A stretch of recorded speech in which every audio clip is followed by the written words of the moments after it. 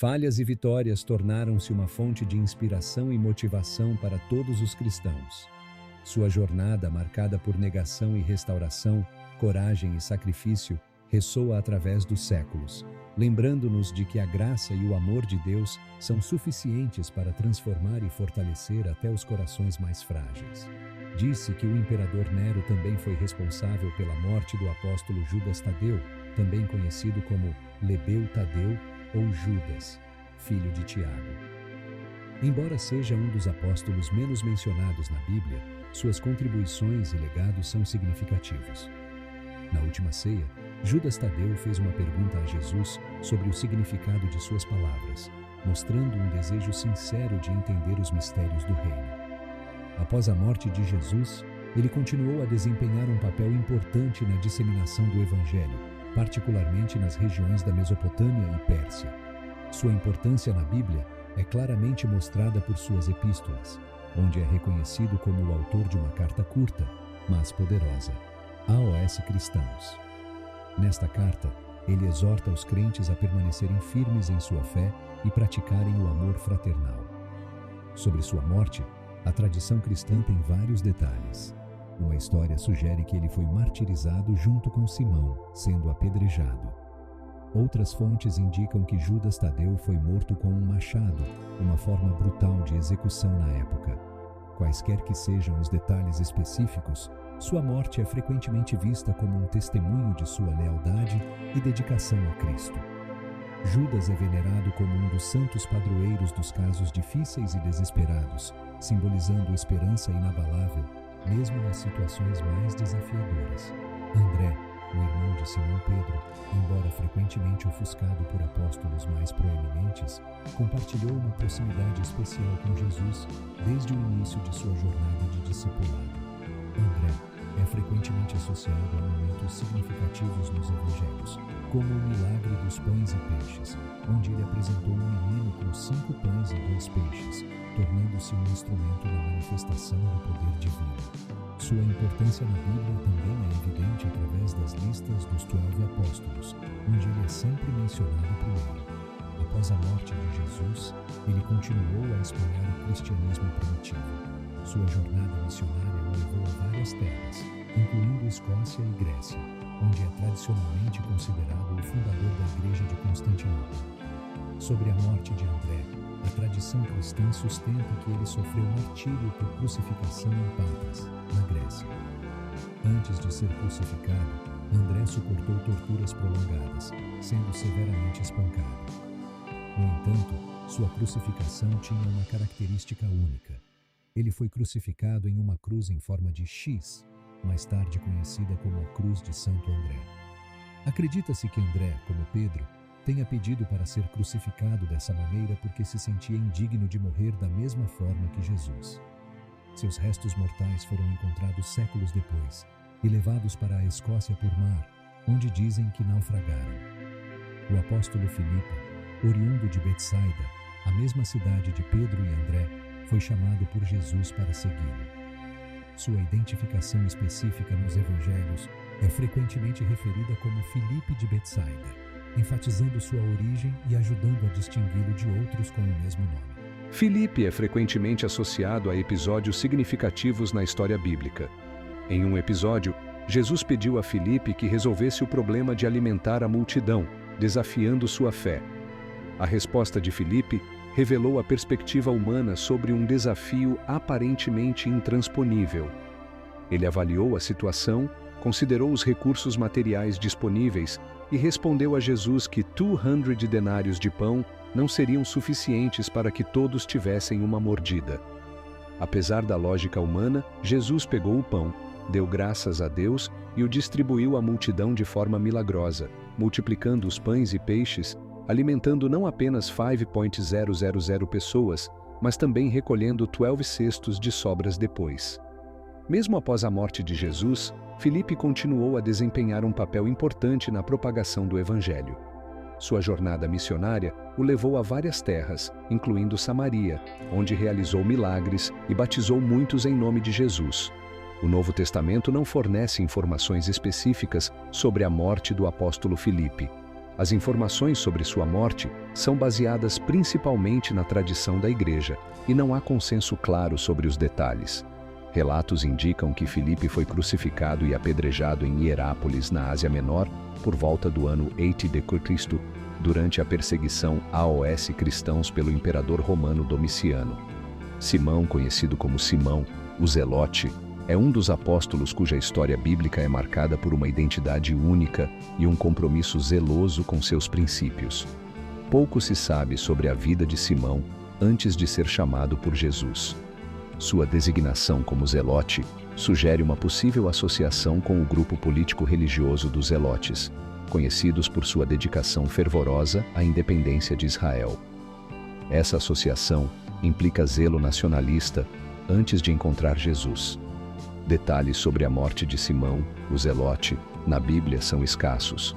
A maioria dos relatos sugere que Simão foi brutalmente torturado, esfolado vivo e cerrado ao meio durante a perseguição aos cristãos pelo imperador romano Trajano. Bartolomeu, um dos 12 apóstolos escolhidos por Jesus, é apresentado pela primeira vez no Evangelho de João, onde Filipe o leva a Jesus, que o saúda como um homem sem engano. Após a morte de Jesus, o apóstolo Bartolomeu viajou para a Índia para pregar o Evangelho. Ele conseguiu converter muitos ao cristianismo, atraindo a atenção do rei Aestaques, um pagão. Irritado com a pregação de Bartolomeu, o rei ordenou sua prisão e execução. Sobre a morte de Bartolomeu, as informações históricas são limitadas e a tradição cristã oferece várias histórias diferentes. Uma história sugere que Bartolomeu foi martirizado por decapitação. Por outro lado, a tradição cristã ortodoxa tem um relato único sobre a morte de Bartolomeu. Segundo esta tradição, em 51 d.C., Bartolomeu foi esfolado vivo antes de ser crucificado de cabeça para baixo por se recusar a renunciar à sua fé em Cristo. Sua pele foi exibida publicamente como um aviso para outros cristãos. O apóstolo e evangelista Mateus, conhecido como Levi antes de ser chamado por Jesus, era cobrador de impostos em Cafarnaum. Sua ocupação o colocava em uma posição socialmente desprezada, mas sua vida mudou completamente quando Jesus o chamou para segui-lo. Sua contribuição duradoura foi registrar seu testemunho em forma de evangelho, tornando-se uma parte fundamental do Novo Testamento. De acordo com tradições cristãs antigas, Mateus continuou a pregar o evangelho após a ascensão de Jesus. Registros sugerem que ele pregou em várias terras, incluindo a Etiópia e o Irã modernos. Em relação à sua morte, existem diferentes relatos. No entanto, a tradição mais comum sugere que Mateus foi martirizado na cidade de Nadaba, na Etiópia, e morto pela espada. Sua vida é um testemunho de sua fé em Jesus Cristo. O apóstolo e evangelista Mateus deixou um impacto indelével no cristianismo. Seu evangelho continua sendo uma fonte crucial de conhecimento e orientação, e sua vida exemplifica como a graça transformadora de Deus pode mudar corações humanos e usá-los para a glória do reino. A história de Mateus nos lembra que Deus chama todas as pessoas, independentemente de seu passado ou status social, para participar de sua obra redentora no mundo. O apóstolo Tomé, também conhecido como Tomé Dídimo ou Tomé, o Gêmeo, foi um dos 12 apóstolos escolhidos por Jesus. Inicialmente um pescador na Galileia, Tomé se destaca nos evangelhos por sua honestidade e ocasional hesitação em acreditar em eventos extraordinários. Sua identificação como Dídimo implica que ele poderia ter sido um gêmeo, embora a identidade do gêmeo não seja especificamente mencionada na Bíblia. Após a morte de Jesus, Tomé expressou dúvidas sobre a ressurreição e declarou que acreditaria somente se tocasse nas feridas de Jesus. Esse ceticismo lhe rendeu o apelido de Tomé, o Duvidoso. Seu encontro subsequente com Jesus, onde foi convidado a tocar nas feridas, culminou em sua profunda declaração de fé, exclamando: "Meu Senhor e meu Deus." Essa transformação não apenas destacou a misericórdia de Jesus, mas também a importância de superar a dúvida e encontrar uma fé profunda. As informações sobre a vida posterior de Tomé são limitadas. Tradições cristãs sugerem que ele se envolveu em missões na Índia, pregando a mensagem do Evangelho. Segundo esse relato, Tomé foi martirizado por lanças em Chennai, na Índia, após um bem-sucedido esforço missionário. Judas Iscariotes, o traidor por excelência. Judas Iscariotes, um nome que ressoa ao longo dos séculos como sinônimo de traição, é uma figura proeminente nos evangelhos como o apóstolo que entregou Jesus às autoridades religiosas. Percebendo as consequências de suas ações, Judas tentou devolver as 30 peças de prata aos líderes religiosos, mas, incapaz de lidar com a culpa e o remorso, Judas se enforcou. A tradição cristã frequentemente enfatiza o destino trágico de Judas como um lembrete da gravidade da traição, mas também ilumina a tensão entre o livre-arbítrio humano e o plano divino. Sua morte por enforcamento, segundo os relatos, ocorreu em um campo chamado Campo de Sangue, ou Campo do Oleiro. Esta área foi comprada com as 30 peças de prata que Judas devolveu, localizada perto do Vale de Inom, em Jerusalém. Esta área, inicialmente um terreno baldio destinado ao sepultamento de estrangeiros e criminosos, foi adquirida pelos líderes religiosos com o propósito específico de enterrar estrangeiros que morressem na cidade. Conhecido como Campo de Sangue, evocando o sangue de Jesus, segundo a história, derramado como parte da traição de Judas, essa área também se tornou um símbolo de arrependimento e redenção.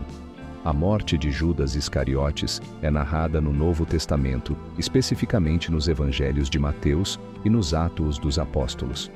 As histórias apresentam alguns detalhes diferentes, mas convergem para um fim trágico. De acordo com o Evangelho de Mateus 27, 3, 5, após trair Jesus, Judas se arrependeu e tentou devolver as 30 peças de prata aos líderes religiosos, mas eles recusaram o dinheiro. Atormentado pelo remorso, Judas jogou as moedas no templo, saiu e se enforcou. A história em Atos dos Apóstolos 1:18, 19 apresenta uma versão ligeiramente diferente, descrevendo que, após se arrepender, Judas caiu e seu corpo se rompeu, derramando todas as suas entranhas. Essas histórias, apesar das pequenas diferenças, apontam para o mesmo fim trágico. Essa conclusão triste, marcada por profundo remorso e desespero, torna a história de Judas um sério lembrete das consequências da traição e do peso do remorso não acompanhado de esperança e perdão.